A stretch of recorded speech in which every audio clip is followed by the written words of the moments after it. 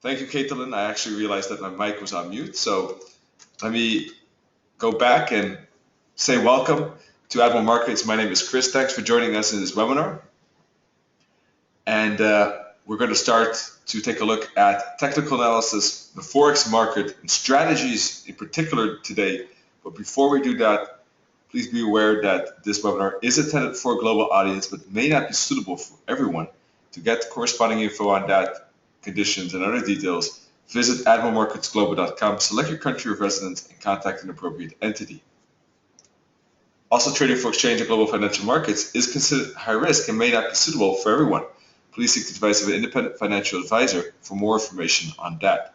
This webinar is not advice and is for informational and educational purposes only. And by continuing watching this webinar, you agree with this disclaimer.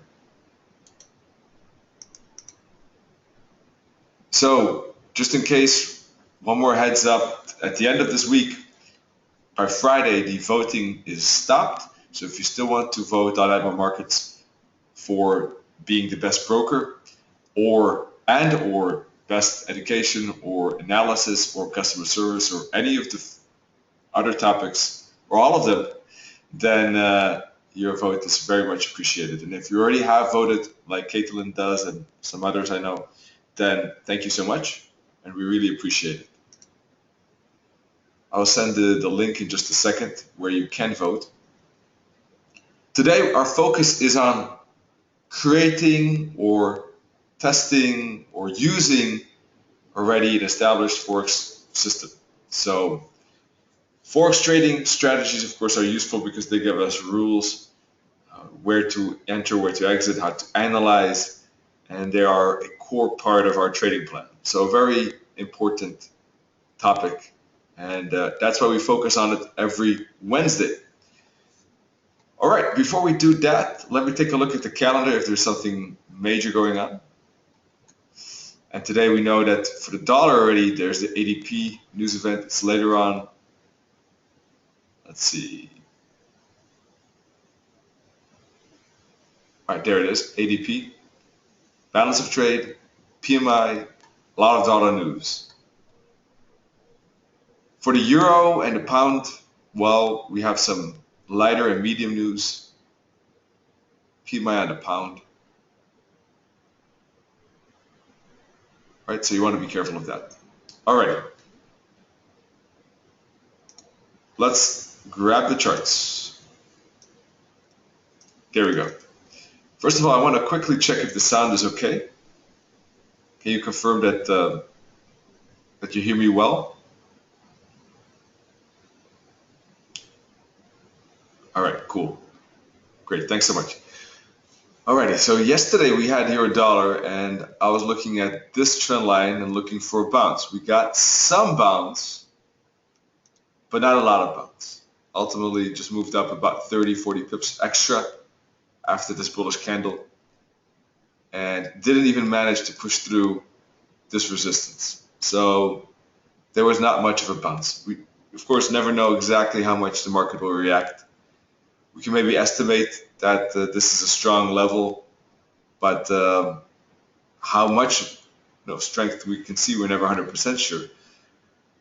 What we did say that the trend line, or I said, is that the trend line is very important, right? So if we bounce at it, we might see a rally, or if we break it, we might see a bearish break. So the first one was a bit true. I mean, we got a bit of a bounce, but not much, and the breakout certainly was a strong one, about 80 pips.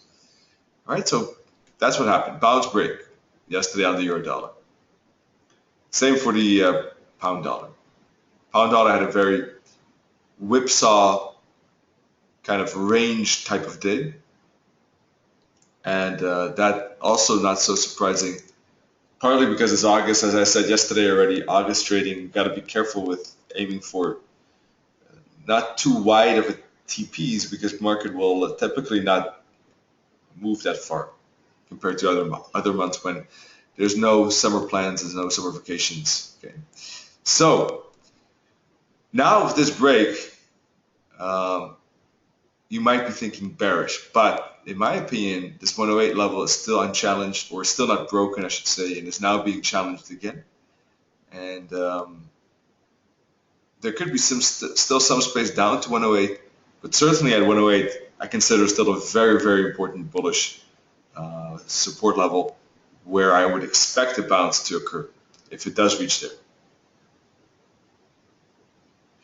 All right, so yeah, shorts are possible. Kalen is saying that he's assuming I would go short, but the scope is limited, I think. We can take a look, the space.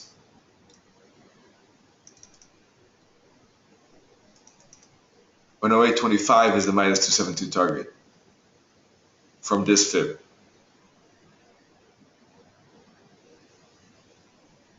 So we still have some space left.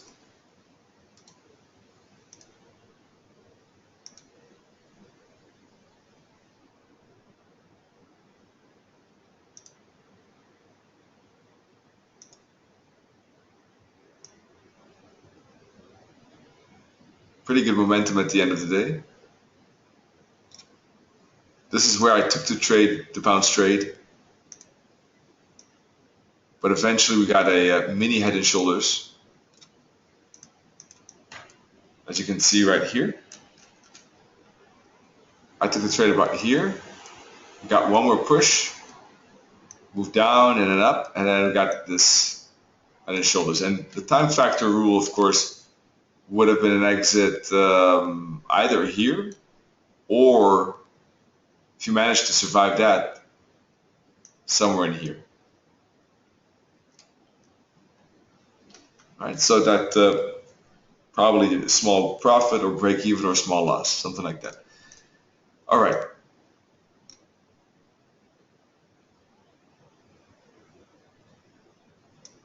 Now there's no divergence between these 50-minute bottoms, so I would expect the bottom break of the most recent bottom here to get divergence and then probably see a price rally again. So the break here, the bottom is at 108.50, so there could be 25 pips upon the break to the downside. There's not a lot of space. If price pulls back, that could be a different story. Let's take a look.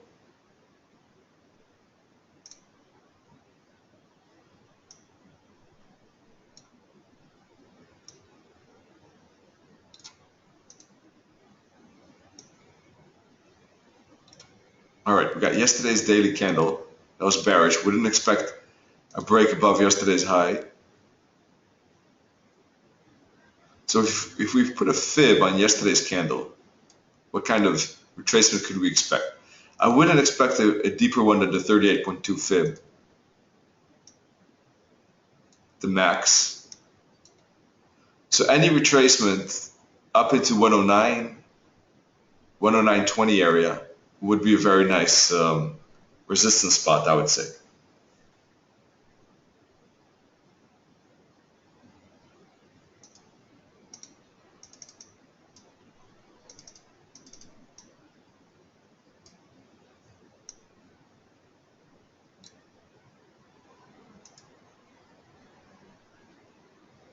There's a nice confluence.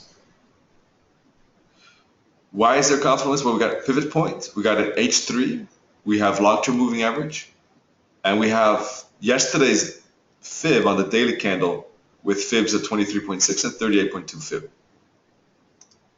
So when it retraces that deep, or it's not deep, but for a reasonable bearish daily candle, a 38.2 fib is typical for a retracement. And there are a lot of other things intraday. And we could expect a downside to the minus 61.8 target. All right, we already went down to the minus 272 target of yesterday's fib. So then we can go down to the L4 and the minus 61.8 target.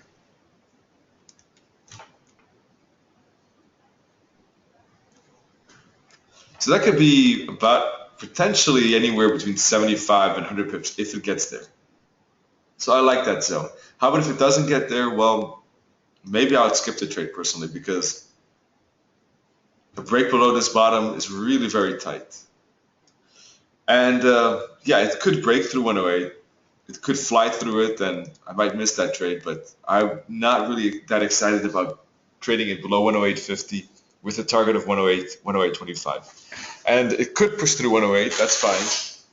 But then I would rather trade it a different day when it clearly breaks through 108. So probably for me, it's pullback or nothing. Well, 61.8, I mean, if it gets that high, I would have nothing against it. But let's take a look at the daily chart here.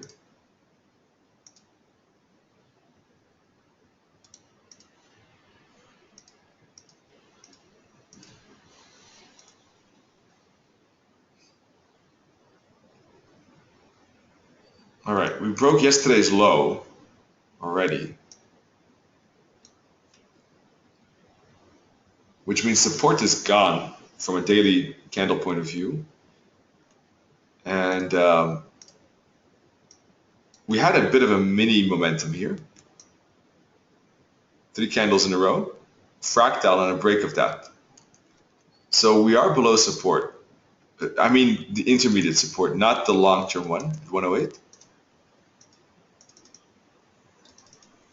So I don't think we need to go that deep necessarily. If you place fibs on daily candles,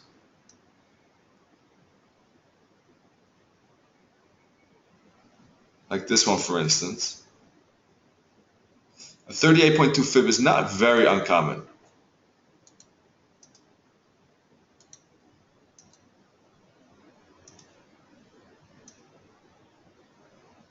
This is even shallower. So that's why I think, and besides that, probably the biggest reason I want to say is the fact that there is confluence at that level.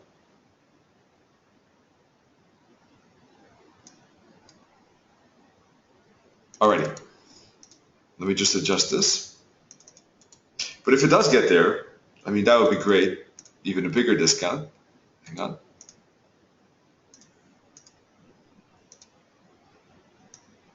So one thing I would keep an eye on is, you know, basically some candlestick pattern. Well, I mean, it depends. There are various ways. Market order is, pending order is possible in this zone, but we have no idea if price will respect that level. Price could start, moving up like this and break through the resistance zone. So if you have a pending order there, it could go right through the pending order. And if you have a tight stop loss, then you're out. That's a loss. That's disadvantage of pending orders. You don't know exactly how the market is moving when price gets at your pending order. Pending order in this case is possible, but then really a looser stop loss should be used all the way above the top, which is already quite spacious. But the advantage of that is that if price does push a bit further, the stop loss is not in danger. All right, that's option 1. Option 2 is not putting a pending order and taking a market order when price gets in this zone.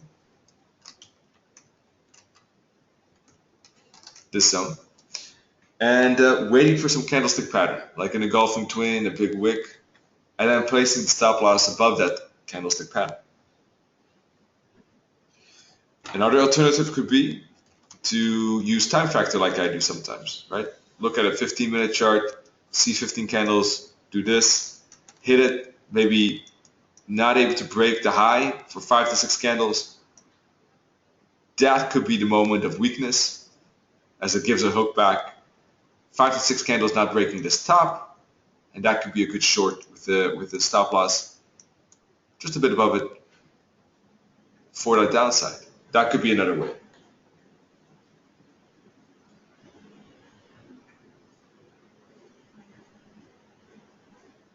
I like pending. I mean, there's nothing wrong with pending orders if it's a very strong level.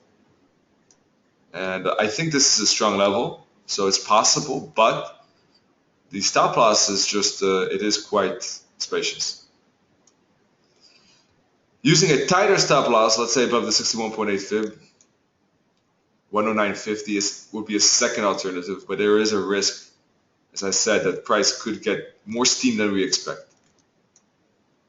Okay, so I hope that's clear what I meant with these 3 things. If not, please let me know. And we can take a look at the pound. Pound, basically same kind of motion as the euro. The news brought it down, right? As I said, we don't know how the news event will react, and we found support. That was expected, but otherwise it was quite a choppy day. We didn't get a real breakout. It was actually more looking like an expanding wedge like this. You see that? Expanding wedge right there, than anything. All right, so that was quite a choppy day. So we never got a real breakout. Probably a bit too tight. The zone was probably too tight. So we did also break through this support level like that. All right, so what now? Well, all right, this is what we have still. Price is still above support, in my opinion. So let's see. What would change that? All right, trend line, obviously. Let me renew this.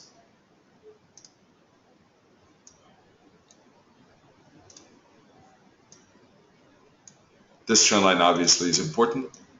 This trend line too. And this bottom. All right, so still in bullish territory in my opinion. Although in general it's just a choppy zone.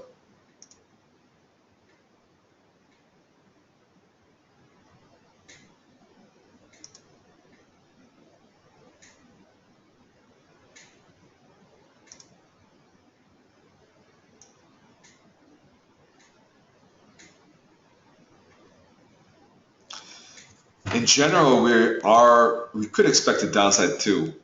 We are making some lower lows, lower highs. It's just overall it's quite choppy. This is the start of momentum. That could be an important, this momentum, that could be an important support level to consider. And this would be the 4-hour resistance. So as we challenge that resistance, I wouldn't be surprised to see some rejection there. We could stay between these two levels. So it all depends what price, which direction will price move to? Because we're about in the middle now. Will it move up first or will it move down first? Both the support and resistance could be important levels for a bounce trade. Bounce back up, bounce back down.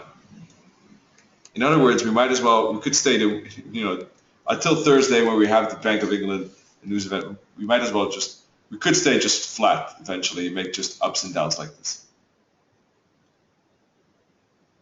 I'm not a big fan of trading that personally, but it's definitely possible. I like trends more, but if you like ranges, I guess the pound is a good one, in my opinion. You see what I mean? Something like this. Now, is it desirable to trade it in the middle here? I don't think so, unless there's some interesting, I don't know, something interesting pattern perhaps, but at the moment I don't see it that much.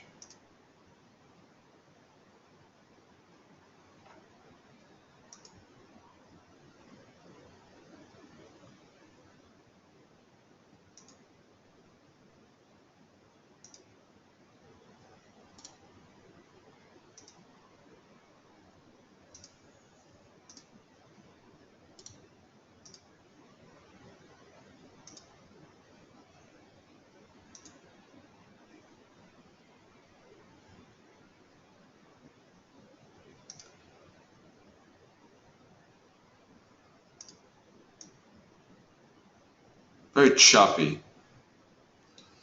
Well, if it gets up to the H3, H4, it could still be a resistance level to think about. Because on a 4-hour chart, it is in a downtrend. All right, very, very slight downtrend. Lower lows, lower highs. Right. But ultimately, those lower lows and lower highs are just part of part of a consolidation. The daily chart, yeah, it's the daily is, as I said yesterday, it's really, I'm neutral because I don't think it's possible to really say it's either that or that at the moment, in my opinion at least. We have this channel up, right? We had this down momentum, but that momentum already broke here. You see that? That channel broke already. That's not valid anymore. It's momentum to consider though, if this support line breaks, right? Then we can get this. We had momentum here too, so we can get that as well. So this consolidation, unless it breaks, we kind of like in a neutral zone.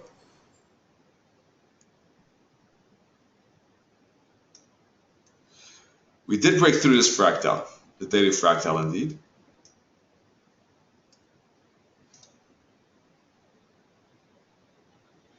$155.48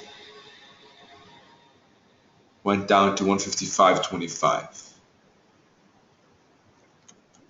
Yeah, so I think that if we break through this one, we should get the downside. We'll be breaking through the trend line and an important fractal. We would have space down to this bottom, right in here, that space, and continuation. As long as price stays in this zone, I think we're quite choppy and quite neutral. Yeah, I see it quite neutral at the moment. But below 154.60, down to 153.20, and then below 153.20, bearish zone. And as long as we stay in that blue zone here, I think that price could still stay in that zone, just bounce off those levels.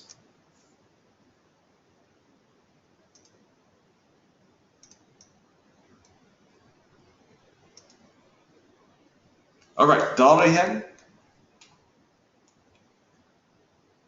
Also right at resistance, so it could be an interesting long if it breaks resistance. Now, not yet, in my opinion. There was a triangle break yesterday. That could have been interesting because there was some space up to the resistance, 40 pips. That could have been a good trade. And now, if you're already in that trade, you can hang on and try to see if it breaks. Right. Now, it all depends how price will react to this level. Will it become a triple top, like Caitlin says, or will it break through? It all depends on the next candles. I would need to see 5 to 6 candles not breaking this candle high on a 4-hour chart, probably. And then I would say, yeah, it's probably going to be a triple top, or maybe even a slight head and shoulders. At the moment, it's too soon to say.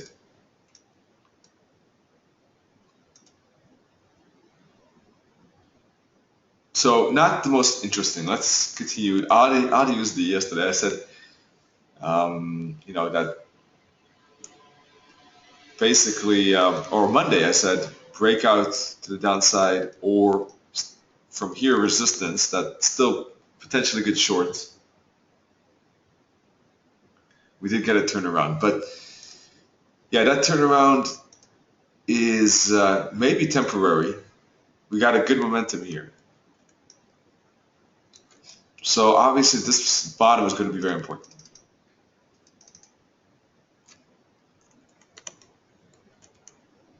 Yeah, basically still a bit funky environment because we might get, what I probably would like to see some triangle like this and then trade the break up or down.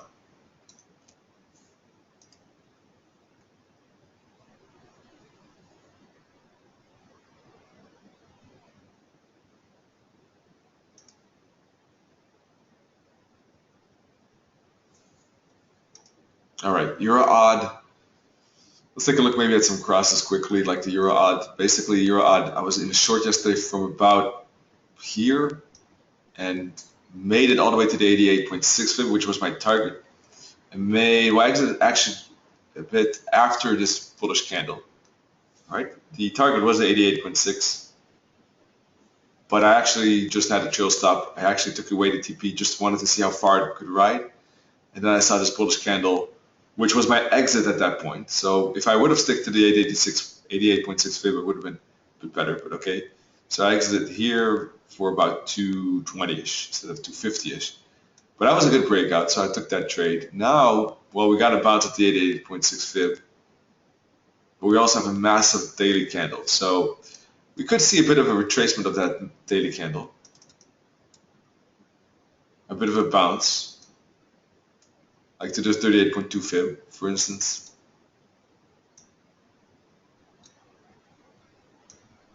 So yeah, this 88.6 fib could be good, but the rally could be very limited because of the strong momentum that's going on. If you look at the hourly chart, very strong momentum. So I wouldn't be surprised to see that momentum for the moment continue to the downside.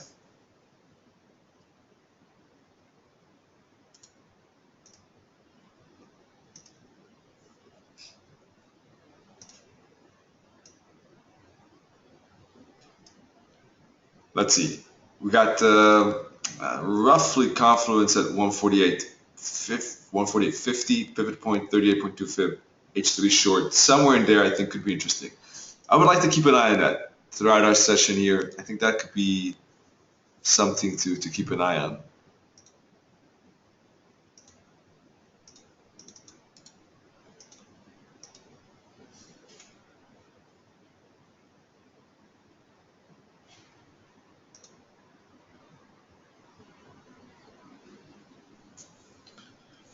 Now,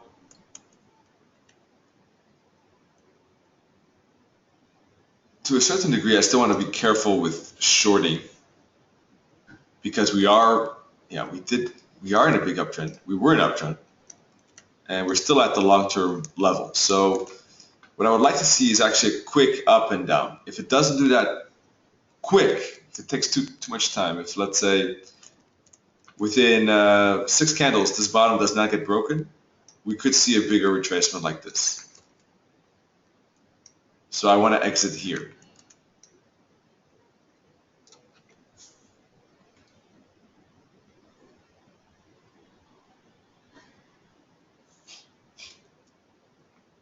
All right, just as a defense, basically, because price could bounce off the support level stronger than we think. So shorting here still could be possible, but if there's signs of weakness here, then we will, I want to get out. I want to see this downside fast, otherwise we could get the upside.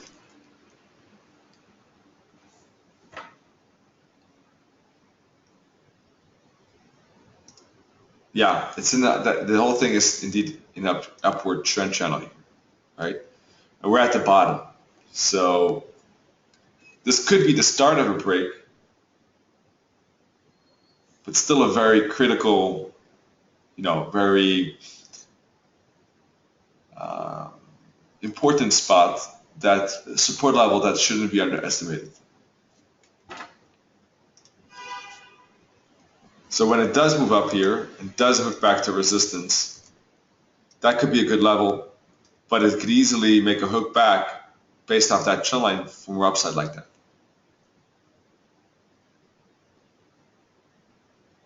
So that's the only thing we have to be careful of, I think, or I'll be careful of. I'll use the exactly to summarize it. Indeed, at this moment, I would agree with you. It's still maybe finding here short was okay, but now up down, I don't know. This could be the start of a upside, but I would rather see first a triangle. So I'd rather wait. Okay, we got a question about dollar yen. Dobrý den, dobré ráno. Knut, good to see you. Let's see. So basically, Malcolm, I'm on the sidelines indeed until I see some pattern, a chart pattern, basically. All right, dollar yen, a question on the dollar yen. We're in a overbought zone on the stochastic, so it might roll down like a stone. Cool. Yeah, are at a resistance level. It's a strong level.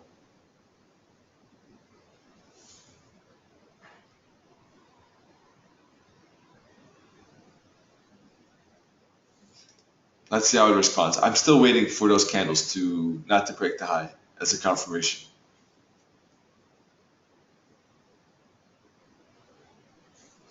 But it's good to know it's overbought, so perhaps we'll indeed get the bounce here. All right.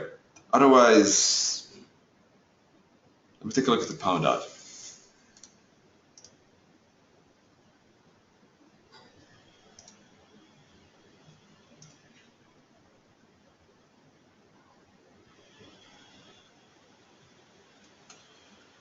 Some steeper trend lines did get a break here. Some shallower trend lines are probably still intact, like this. This was a huge uptrend. We do have divergence between the tops. So the question is, will we get one more like follow through to the downside? It all depends really. From an edit wave perspective, is this going to be a 1, 2, 3, 4, 5, or is this just an ABC? Well, one thing is that if price stays below this top or this resistance, that could be an important information. It really could be both, in fact.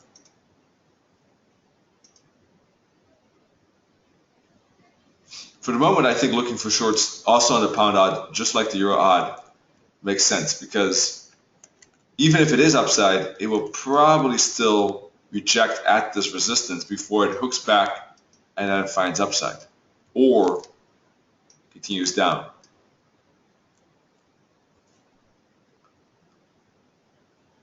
So even if it is uptrend, I mean, there is a good chance that we will get a pullback first.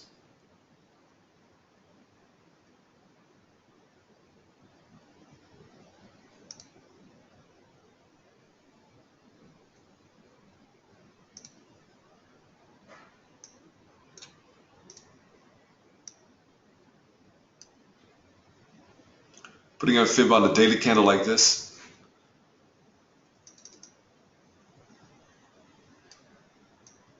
So I like both the pound odd and euro odd potential for short. It is against the trend, but if the trade happens quick enough, it makes sense. Now on the pound odd, let's see, we already have 1, 2, 3, fourth candle, so it might have to happen fast. The euro odd is only first candle.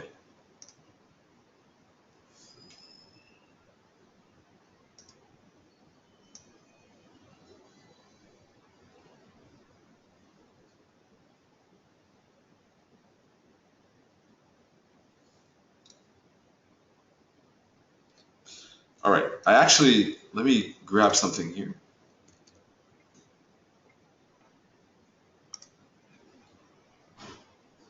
So those two are not looking that bad. Maybe we could take a look at the euro yen and pound yen as well. And Kiwi.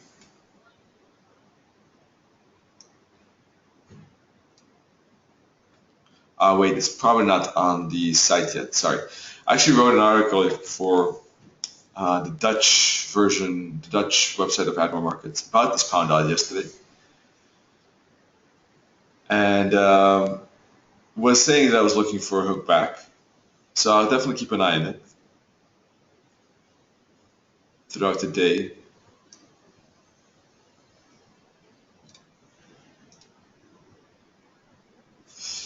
We do see some upside at the moment, so probably the best would be to see how, the thing is it could challenge high, it can go very far. I don't know how far. I'm not a forecaster or, a fortune teller, but it could really go to any of these fibs. So one of the good things about waiting for a reaction to any of these fibs is that, you have a better chance of catching the right fib. So again, 5 to 6 candles could be a good one here, or some price action at any of these fibs. The deeper the better.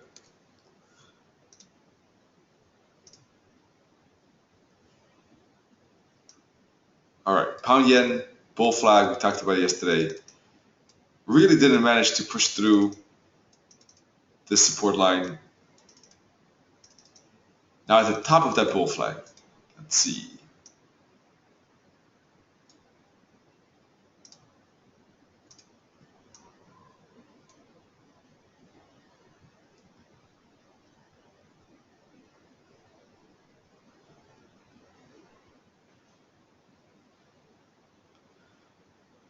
Yeah, I'm not a very big fan of this breakout at the moment.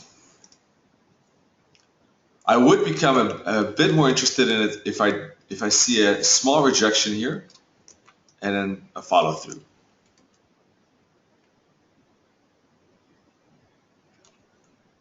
This has just been blah here, so I wouldn't be surprised to see a rejection at the resistance line here, a hook back to the support line, and a bounce.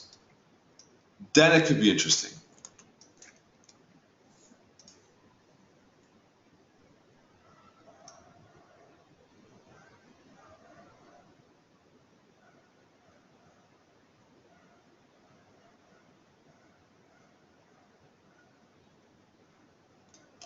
All right, Euro Yen had a breakout here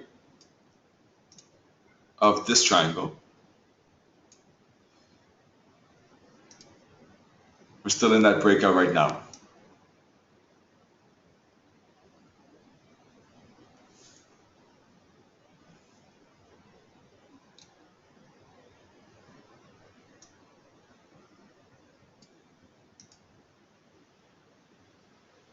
So the Euro Yen looks good for a hook back. This could be a classical break, especially if the dollar yen is oversold and it does bounce off the resistance. And the euro dollar still makes perhaps a bit of a downside after hitting the 38.2 fib, for instance.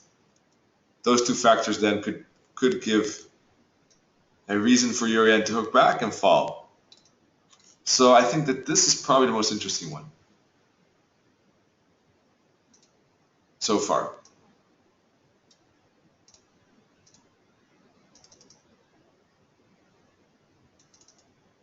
Shouldn't break above this 4-hour fractal.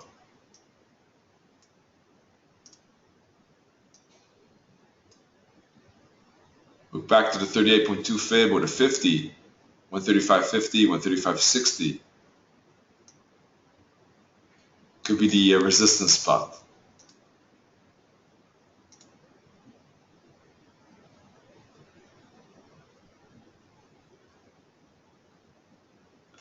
Yeah, I think I like the euro yen in its outlook. Let me check one thing on the euro yen.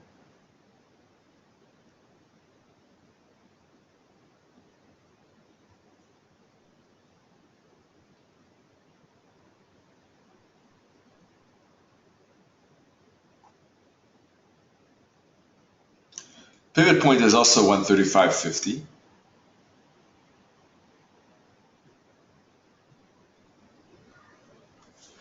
Yeah, so something like this type of retracement here, or here, here, and then downside. That looks good.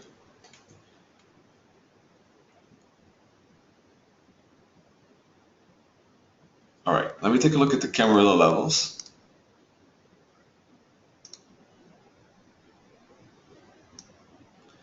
All right, how about if it doesn't get to the pivot point? How about if it doesn't get to H3? It's possible that it doesn't get there. There's no divergence, so perhaps we don't get a decent break like that, or a decent pullback, sorry. So what if it doesn't pull back? Well, then the alternative would have to be a breakout. Here is a L3, and here is a double bottom at L3. So that could be a breakout already, right there. Stop loss above H3 and the pivot, just in case.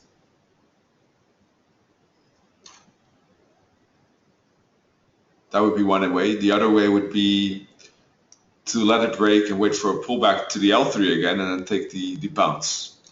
But the trade might not hook back after that. It might not hook back like this.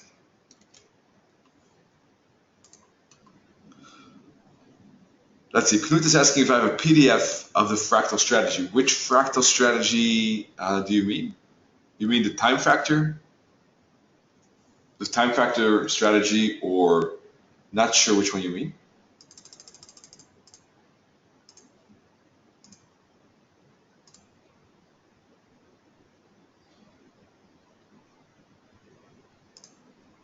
All right, and then is there any news that would affect the euro within the hour?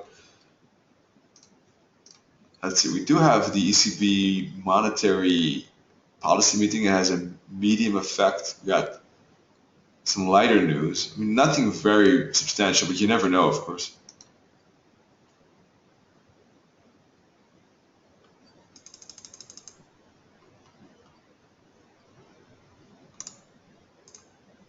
All right, so the euro yen, let me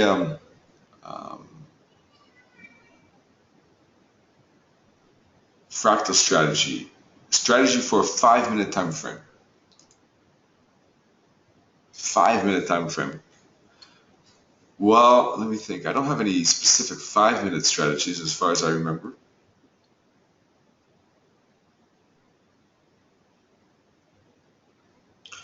I mean, you could use these moving averages on the 5-minute chart too, right? And look for breaks of the Camarilla levels a lot that are aligned with these moving averages, right? A break below support because the moving averages are showing bearishness, for instance.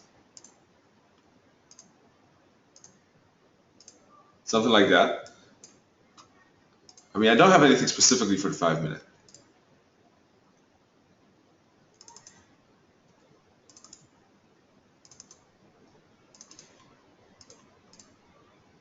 How to install that pivot point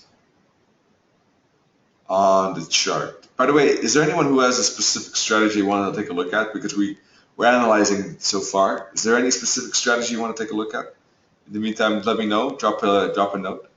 Pivot point chart. Well, you just go to basically you go to I don't know whether this is in the English version. I have Czech version here, but go to the third tab here. Go to the first tab, then go to the bottom, and then you just have to look for the name of the indicator. Okay.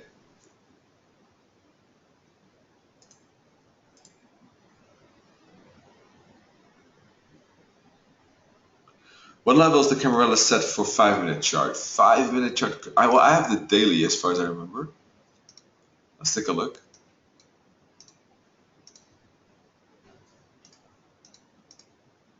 Daily. But if you use a 5-minute, I mean, you could probably use the H4, maybe even the H1.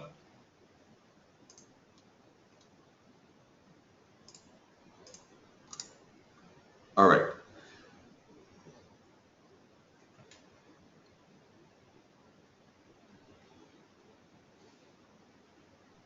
The Camarilla, you can get it if you send me an email. Let me write that down, what my email is.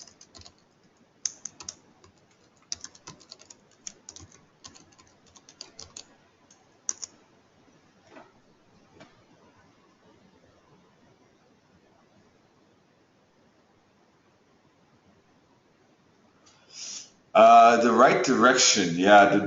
I think that's not as easy to say. The direction definitely depends on a whole bag of things. One of them is support or resistance. One of them is trend, momentum, divergence. A third could be very easily news, of course, as well. So I think it's just a whole bag of mixture there.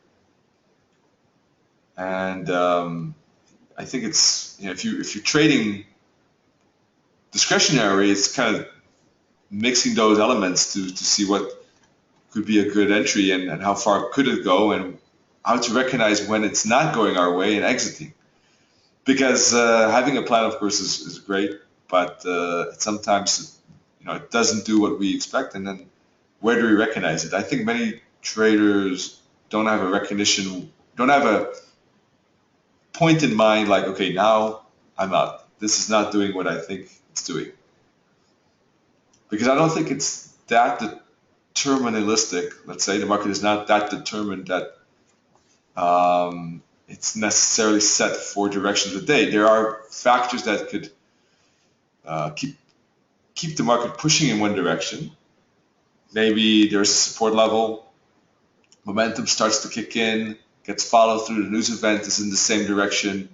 Before you know it, you had one big upside the whole day, right? With maybe some retracements in the meantime.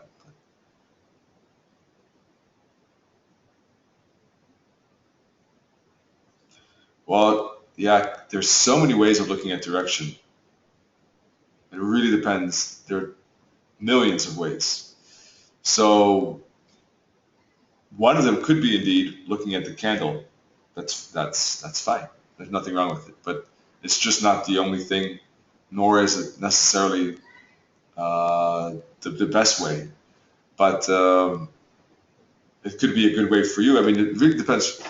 I use moving averages. I use tops and bottoms, trend channels, and it really depends on you as a trader what you prefer as well.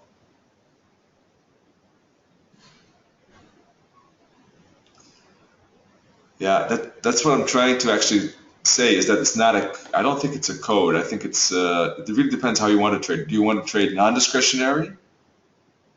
Then you maybe want to trade something very, very straightforward, very simple, indeed like a daily candle.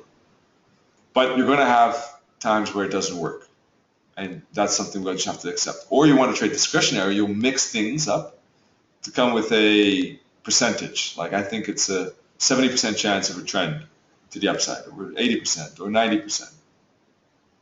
But then it's more assessing various elements, not really cracking a code, in my opinion at least. Yeah, that I think we all share that goal.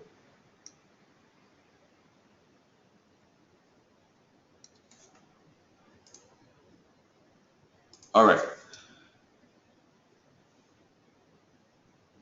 So let's see, Kasun, I sent you that email there. I posted. Just send me an email and then it's good to go. Okay.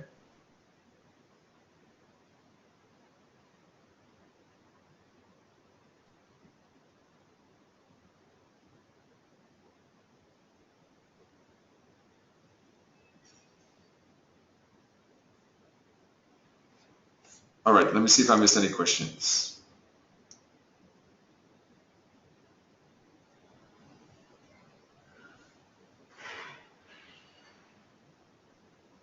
How many of you are interested in range bars? Just out of curiosity. Maybe I'm not prepared now, but maybe we can do it next week or anytime, anytime in the next 2 months or something.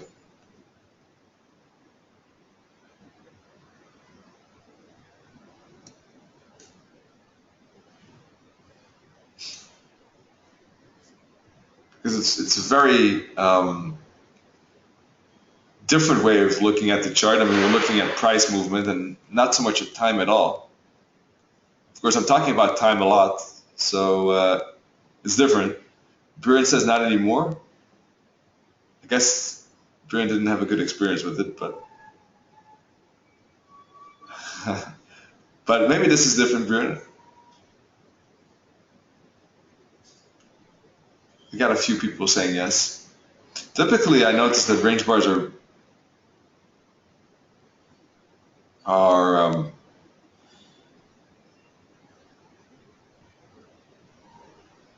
quite an interesting way of doing it, looking at it.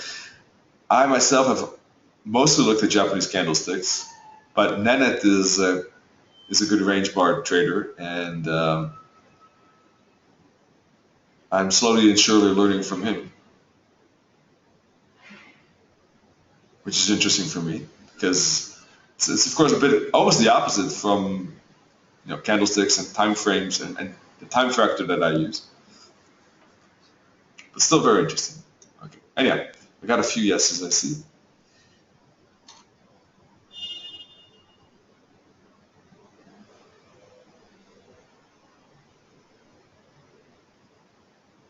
Let's see, how many percent of the price target do you think spread can have to make sense?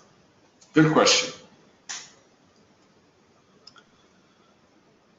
Let me think. I don't have a ready, percentage in mind.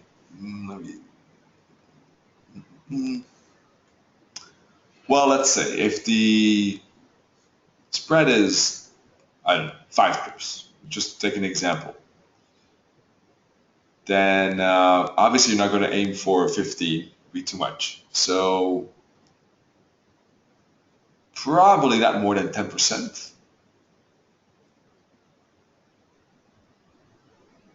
So I mean, if you're trading some exotic and the spread is 8 pips, then not aiming for a 40 pipper is quite costly, right? But if your target is 100 pips, it still could be okay.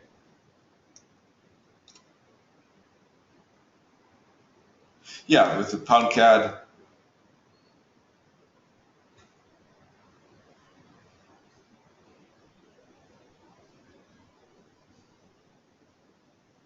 yeah, that could be, for instance, indeed good if you still make 75 pips or maybe at least 50, right? But not 30. That would be very costly.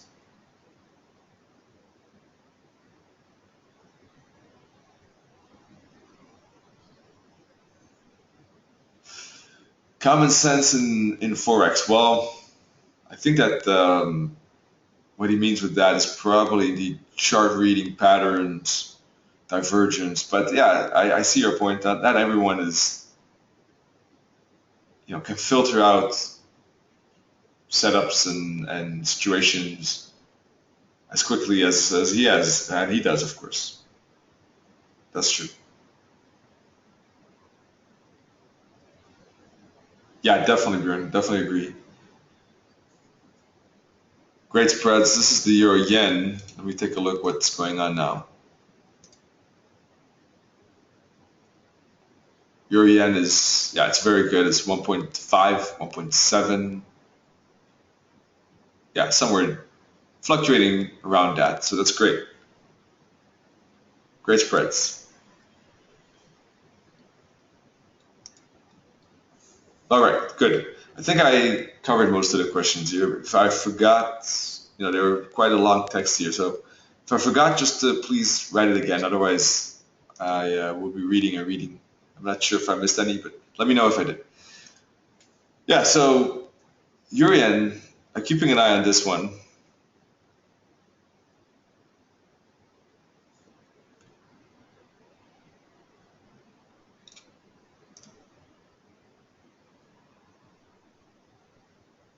When we started our session, it was a good short up in here at the long-term moving average. Good bounce trade.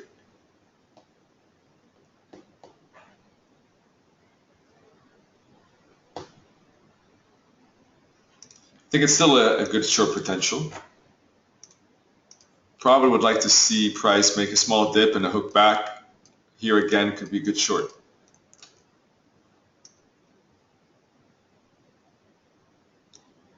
Let me see where the camera levels are.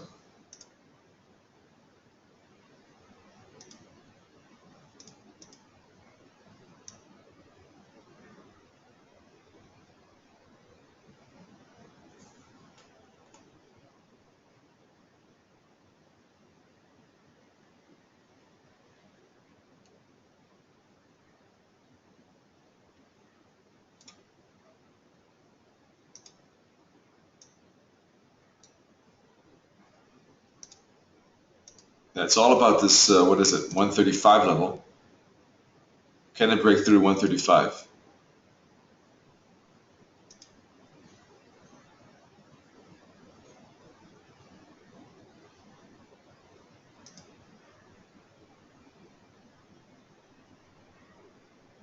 That's something to keep an eye on. All right. Well, we can go back in a few minutes. Let's maybe take a quick look at the euro dollar. Euro dollar, let's see. If I want to go short at 109, 109.20, what stop loss would be needed? And how do you know to go short when the time comes? Well, basically, I said there were three possible ways, right? As you're saying. Basically, one is pending order, having a short limit in 109, 109.20 with the stop loss above 109.87. or above 109.50, but a tighter one is risky because price could accelerate further than we expect. A market order could be possible when we see candlestick patterns in this zone with a stop loss above the candlestick. Or a market order is possible when, on a 50-minute chart, for instance, a time factor doesn't break this top and we see a reversal with a stop loss probably above it. Maybe 10 pips above it or above the 61.8.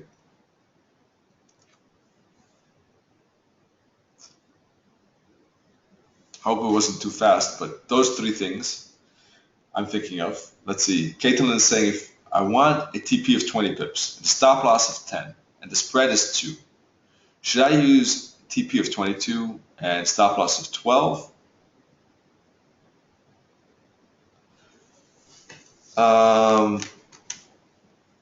It depends which direction you're going. If you're going for a long, you want to add the spread. If you're going short, not. And you want to add the spread for your exit.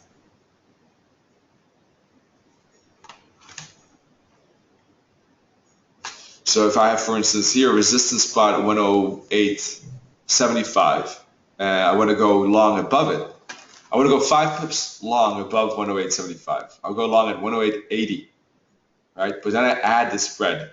So it could be 108.81, right? Let's take a look what the spread is.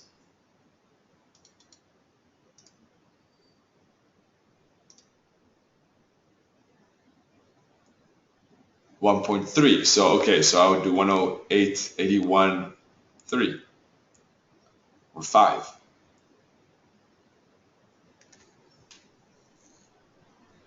Yeah, you can definitely look at the webinar. What you could do, the easiest way is subscribing to the Admiral Markets YouTube channel. Because then you can, when you go to YouTube, you can right away see which new videos have been uploaded for the people, for the channels you've subscribed. And you'll see the webinar for today and yesterday, right? So let me take a look. Let me show you.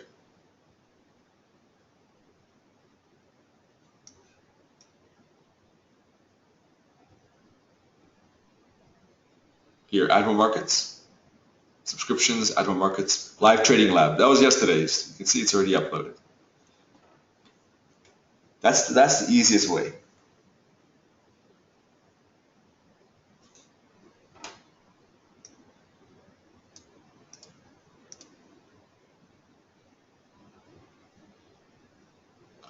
Which part do you not understand, Jenny? The YouTube channel or? Okay, you basically, you look for Admiral Markets FX, or if you're interested in what Nennet and I do in elite currency. All right, so let me write that down. Let me write the links down.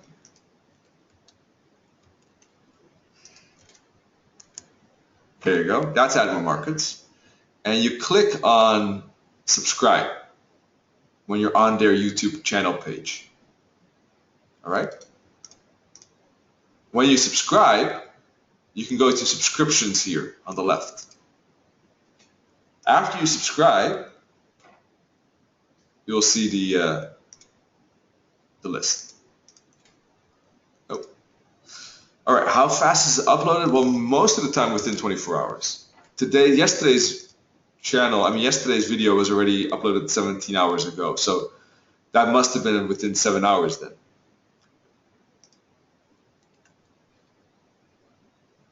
And this is Nennet and myself, our channel.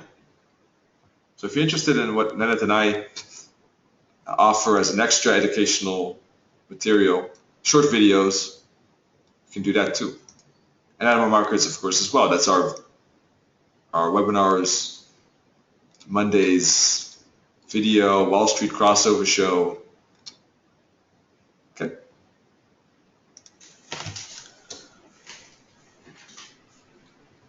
All right. So 5-minute strategy. You could use 5-minute strategy, for instance. You can use the moving averages. You can use these these long-term and short-term moving averages, 21 and 144. You can use a Camarilla and basically wait for the break of L3 and take the break there. Right? That could be a very simple strategy.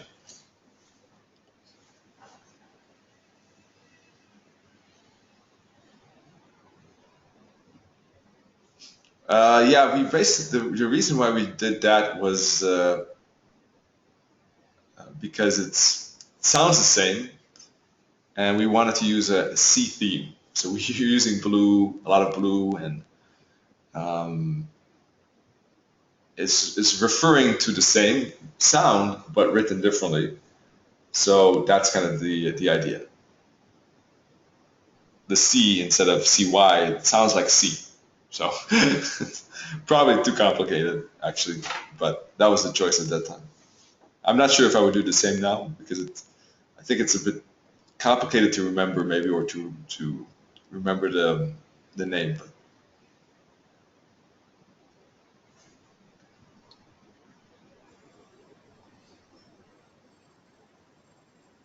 All right.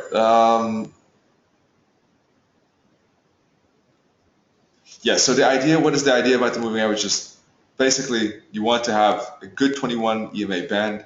You want to have below the 144, and yeah, when you're aligned, we're looking for price to break to the downside. Of course, in this case, when they're bearishly aligned. Right? When they're bullishly aligned, we're looking for a break to the upside.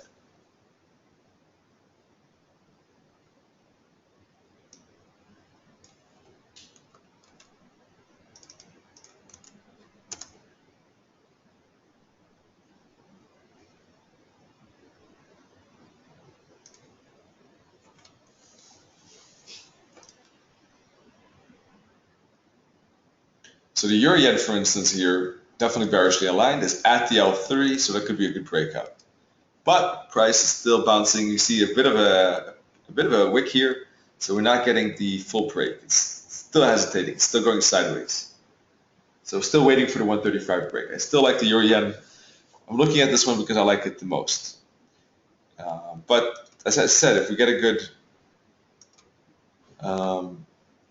euro odd and pound odd, maybe two, right?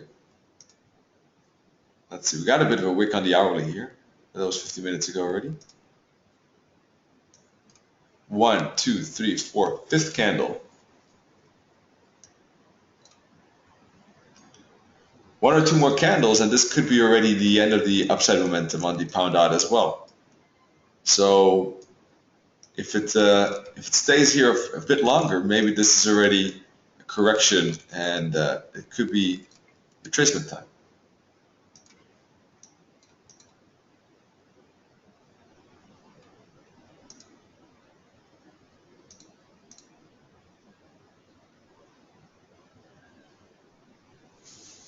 Overall, I don't think the market is fantastic today, but some of these crosses could be interesting.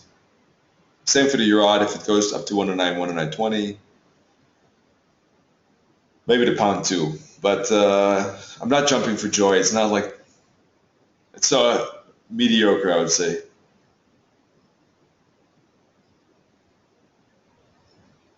I've seen better positions, but let's see if we can find another moving average example. Let's see, pound Swiss.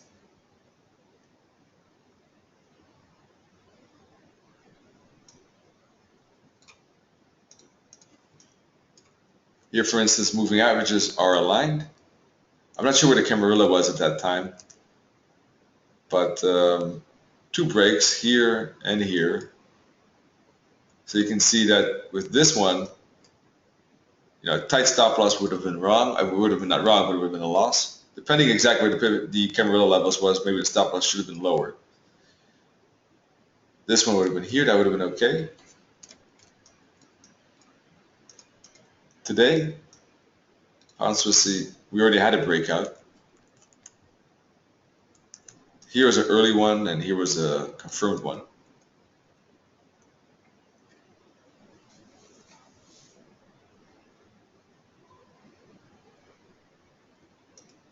Yeah, pound out is definitely still in an uptrend channel. Certainly agree.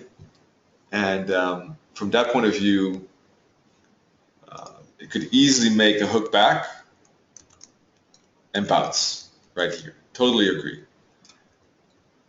All right, but there are signals that this could be, I know I don't want to be too soon with the reversal calling, but there are potential signals that there could be a bigger reversal coming. So from that point of view, it's going to be interesting to see if price can break below this and how price will respond when it gets here.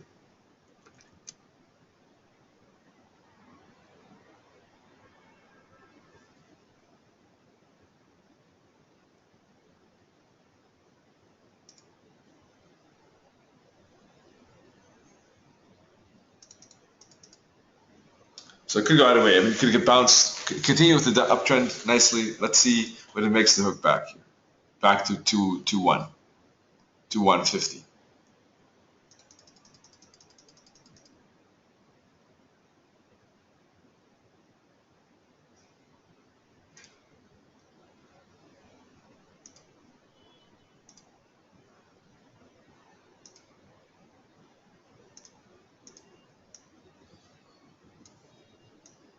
All right, here's a 5-minute world too. You can see, yeah, the break will be looking for breaks below, yeah, basically breaks below the 21 band when it's in a downtrend.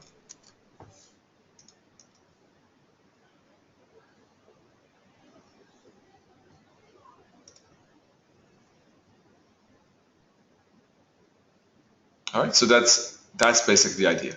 And using the Camarilla as just to get an idea about how far price has developed today.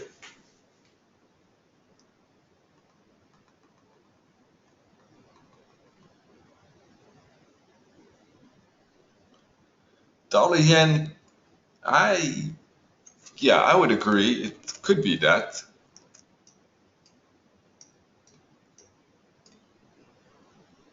But we also have resistance right here. So yeah, it's the neckline did break there, but how far will it go? Difficult to say because we're right at resistance now. So I do consider it in inverted head and shoulders, but that trade that breakout already happened. So at the moment, that trade is kind of behind us. Now it's all about, can we break through this resistance or not? If not, that could be the bigger retracement. If yes, we could see a breakout.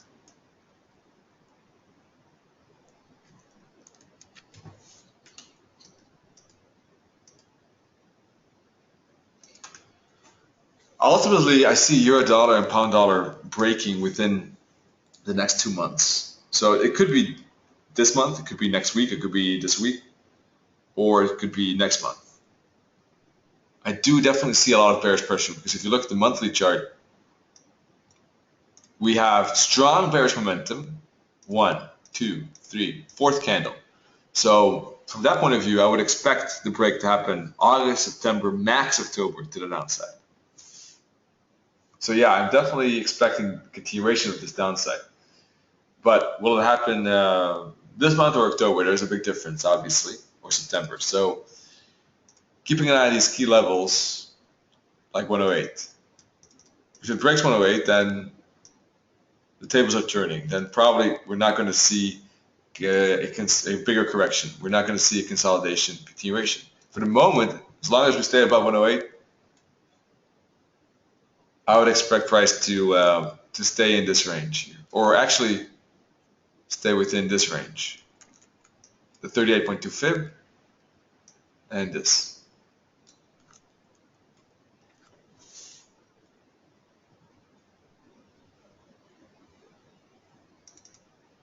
Yeah, anyone who has an old Camarilla, like Knut, that is an old one indeed, now using a different one, just send me an email and I'll send you the new one, okay?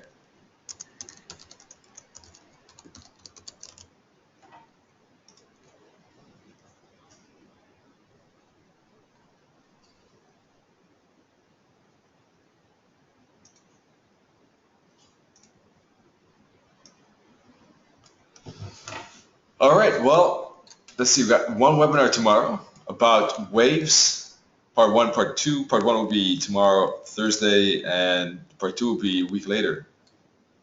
Mastering the waves of the Forex, so take a look. All right, so that's 4 p.m. GMT time. Otherwise, besides the ADP today, we got tomorrow Bank of England, pound news, big pound news. Be careful of that. Friday, we got big dollar news. We have NFP on unemployment rate. Maybe something else. I think those were the two main ones. So that's on Friday. So it's a bit of a rough week. A lot of news events.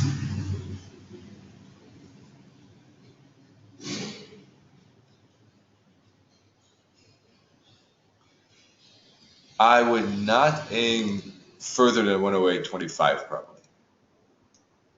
Max 108, but I think that anywhere 108, 108.25, there's a serious chance of a bounce. There's always a slim chance, of course, the price could break through it. From a longer term perspective, we know that's an important level, and if it does break, that could be very provide a lot of interesting trades for next week, perhaps to the downside, or maybe even later this week. But I don't think the chance is very high that will happen, so I wouldn't count on it. So I think 108.25, 108.30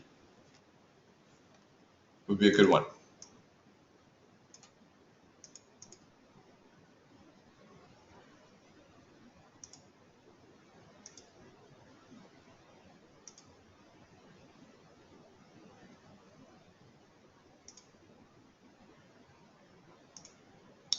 Euro yen still not breaking.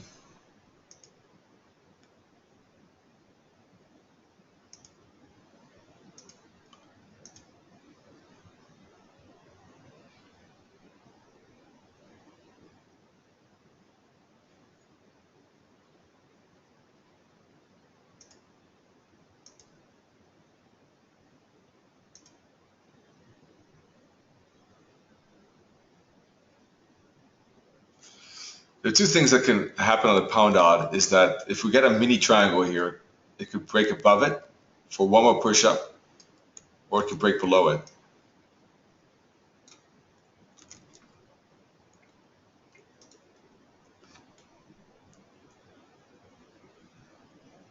Euro yen waiting for that bottom. Once again, pound yen, I still expect this to be resistance, but if it does hook back and then do that, I would be interested. Somewhere in here, but not right now. Euro odd and euro dollar only if it makes a bit of a hook back, but be careful of the euro odd. It is at a bouncing spot. And also even of the euro dollar. It has a bit of space left, but not a lot. So if it does move up to 109.20, I do want to see some rejection here because there could be the risk that price is bouncing off this support and it could start doing this instead of this. That's what happens when you get close to support levels. And we are close. We're only 25 pips away, which is really, from a daily perspective, nothing. So euro odd and euro dollar could be good shorts, but there is a good emphasis on could because we are so close to support.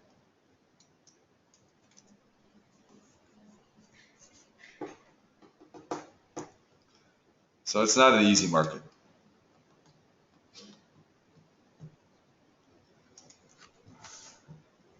Let's see. 155.85. Yeah, it's getting into a decent retracement level. We are in a momentum now, so I would just let that go up as far as it wants to go. Let's see.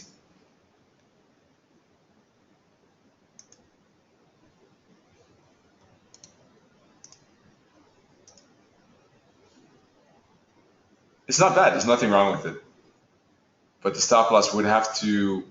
Well, there are certain risks I see. First of all, is that this is just choppiness, and we're still about halfway the zone, with resistance definitely still a decent, how do you say it, quite far away from here. That's one risk, and we're halfway a range. we've had some good 30-minute and hourly upside candles. So we're in upside momentum. So those are the two things I don't like about it. If the stop loss is above here, then even if it pushes up, probably be able to survive still. But I would rather wait maybe for 5 to 6 candles not breaking this top.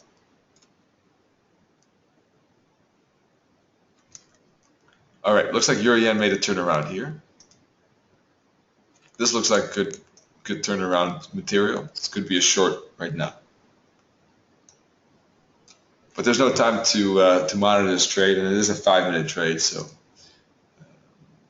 it will probably be quick, but we don't have enough time probably to manage the trade. So, but yeah, a wick like that could be a turnaround spot, just in general. Right, but I'd rather do this in the first half of the webinar. Still, the breakout level is still valid at 135. Stop loss would have to be above H3 or pivot point. A tighter one could be above this top, but definitely it is a lot tighter. It's possible though, once we break through 135, sorry, that the tighter one can be used.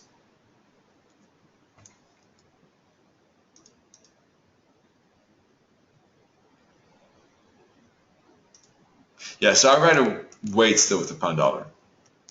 See if it can push a bit higher.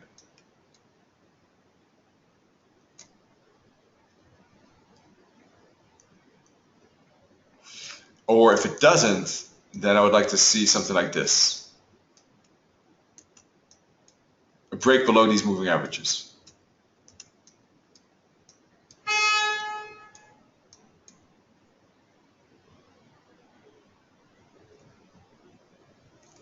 What I would like to see basically is a lower high here, right? In that case, we had a move down, move up, failure, and boom, right?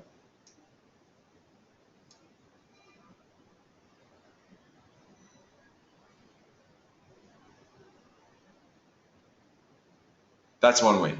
Or if it does push up, the same thing at the H4, or the same thing perhaps even at the H5.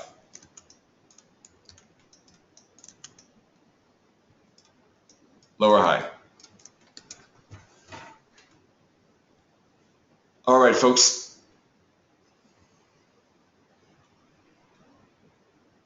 What a failure would happen when price makes down, makes up, and then starts to break below this fractal. Because in that case, the moving averages, they will start to turn like this, because price moved down, bounced off of it, but not too much. And when it starts to break through this level, we're breaking through the moving averages in the fractal. The other way, of course, could be if you use my time factor rule, right? Then 5 to 6 candles not breaking this high here, then it could be a reversal short at this spot.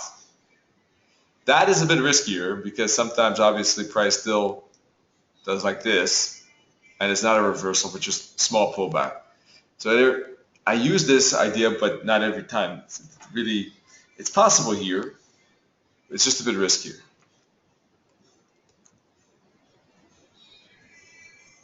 It's a good idea to take the weakness here if there's really a strong resistance or support. If there's a great level and intraday levels bring price here, we get a bounce and we get a hook back like this, then that is a great time factor long, reversal long. And I wouldn't then wait for the fractal break here.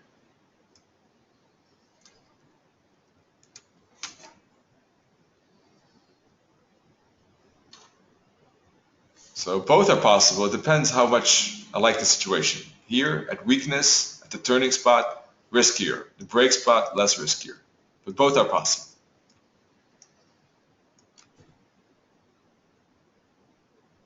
In this case, I think the break is better because we do have on the 50-minute chart a decent upside momentum. So this could easily do this. Hook back to the moving averages and start to do this. Or something like this. Hook back, bounce, back, break. And then this short does not have a lot of potential. Maybe only down to here.